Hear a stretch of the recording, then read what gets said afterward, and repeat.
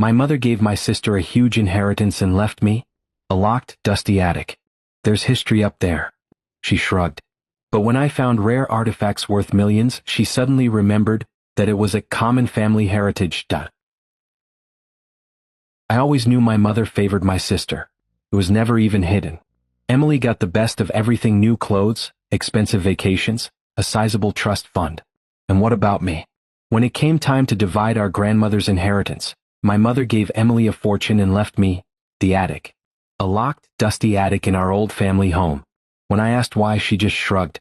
The day after she handed me the key, I stood at the door and looked at it as if it could suddenly become something valuable.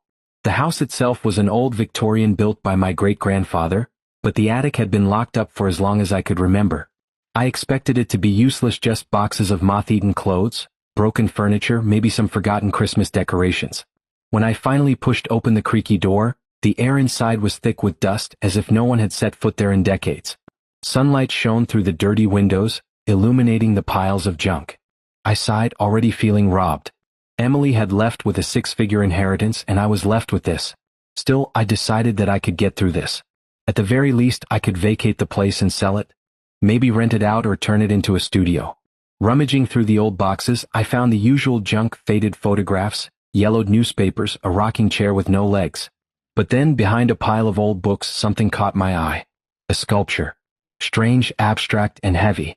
Its surface was darkened by time, but something about it was different. It didn't look like the meaningless trinkets my grandmother collected.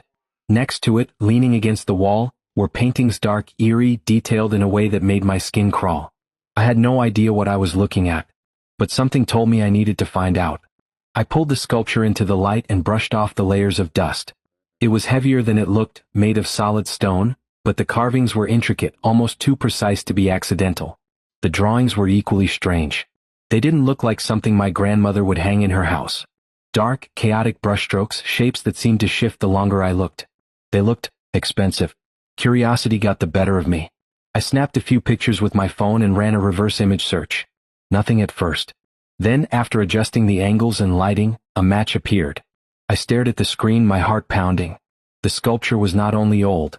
It was an artifact from a long-lost collection, rumored to have disappeared decades ago.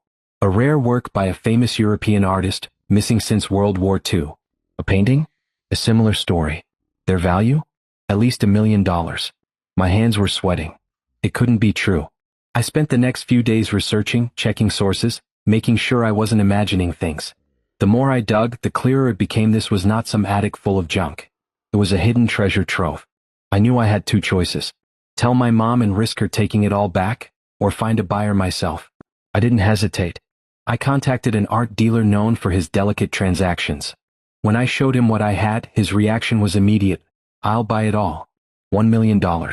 In cash. I didn't hesitate. I made the deal. I was about to walk away with an amount of money I had never seen in my life. But little did I know that my real problems were just beginning. I kept the deal a secret. No one in my family knew what I had found, and I intended to keep it that way. The art dealer acted quickly. In a few days I had a suitcase full of cash and a life-changing decision. I could disappear, start over, finally free from my mother's constant favoritism. But secrets don't last long. A week later, my mother called me out of the blue. Her voice was sharp. "What were you doing in the attic?" I was freezing. She had no way of knowing. I was being careful. "Nothing, just cleaning." I lied. She didn't believe me. She pushed harder, saying she had a funny feeling about it. I brushed her off, but I knew she wouldn't let go. And I was right. 2 days later, she showed up at my apartment unannounced, looking as angry as I had ever seen her. "Where are they?" she asked. I played dumb. "What are you talking about?" She wasn't buying it. Apparently, she had gone up to the attic after I left and noticed that something was missing. And then, being as controlling as ever, she did some investigating of her own.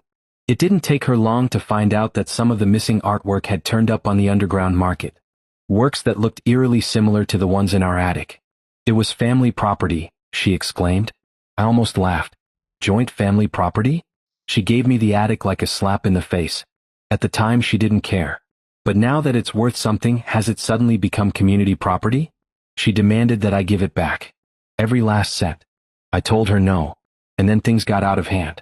I had seen my mother angry before, but this was different. She was not just angry, she was calculating. She stood in my apartment with her arms crossed and her eyes cold. "You have stolen from the family," she said. "I will sue you if I have to." I laughed. "Sue me? You literally gave me the attic. You didn't care what was up there until you realized it was worth something." She didn't flinch. "That money is not yours. It was never yours." I stood my ground, but I won't lie, my stomach was churning.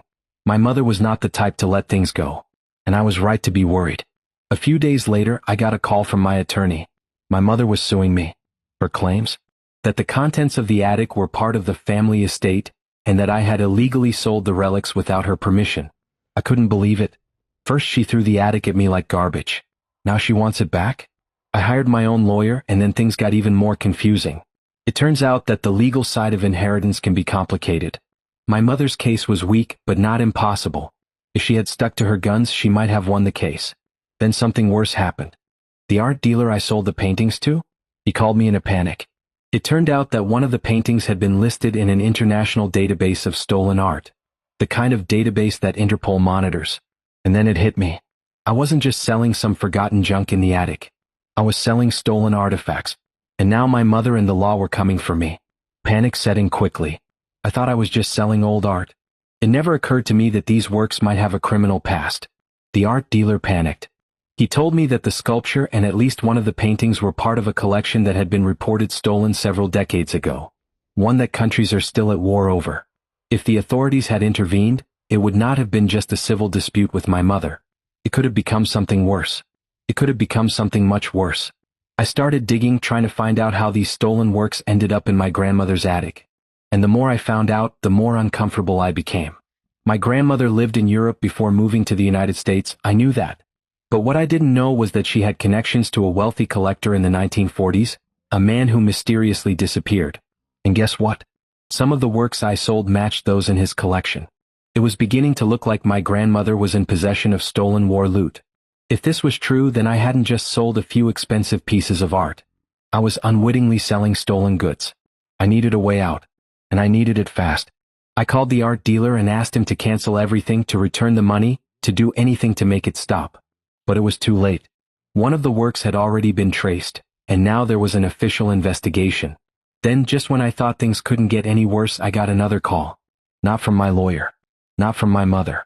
From an unknown number. A soft voice on the other end of the line said, "We need to talk about what you found in the attic." And then the call was disconnected. I stared at the phone, my heart pounding. Who the hell was this? The number was blocked. It was impossible to call back. At first I tried to tell myself it didn't mean anything, maybe the art dealer was trying to scare me. But deep down I knew it wasn't true. Someone else knew about the loft. And they wanted to talk. I barely slept that night. I kept thinking about my grandmother. Did she know what she had been hiding all these years? Did she consciously keep the stolen works, or did they just come into her possession somehow? I got my answer the next morning. I awoke to find a man standing outside my house. He was tall, gray-haired, and wearing a dark coat. He wasn't doing anything, he was just leaning against the car, watching. When I stepped outside, he looked me in the eye and then nodded toward the passenger seat of his car. A silent invitation. Every instinct told me to turn around, go back inside, pretend I hadn't seen him. But something else, curiosity, desperation, or maybe both, made me go forward. I got into the car. For a long moment he just looked at me. Then he said, "You don't know what you've done, do you?" I swallowed. "Who are you?" He ignored the question. This art belonged to very dangerous people. People who didn't like their property being sold without their permission. My blood ran cold. "You mean criminals?" He looked at me as if I were an idiot. "We are not talking about petty thieves here. These people have been looking for these things for decades. And now what?